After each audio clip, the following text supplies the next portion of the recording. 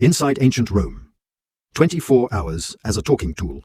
When we picture ancient Rome, we see massive stone colosseums, triumph parades, and emperors in purple robes. But look closer at the background. The hands carrying the stones, cooking the lavish feasts, and dying in the dark mines belong to millions of forgotten people. Slaves. In the eyes of Roman law, a slave was not a human being.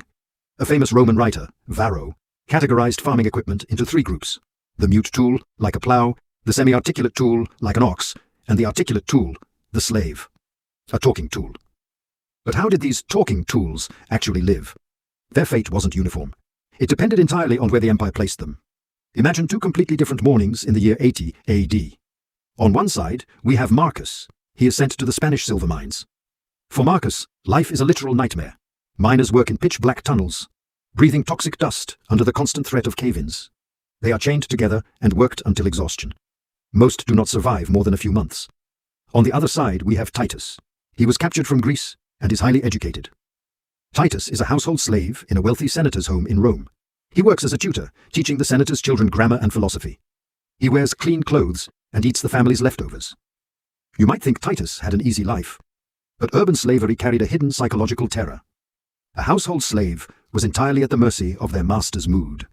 If a slave accidentally spilled wine during a banquet, the punishment could be brutal, from public whipping to being thrown into a pond of flesh-eating eels.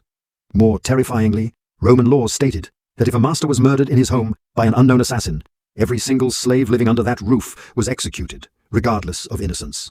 Security for the rich was paid for with the lives of the servants. Despite the horror, urban slaves had one thing the miners never did: hope.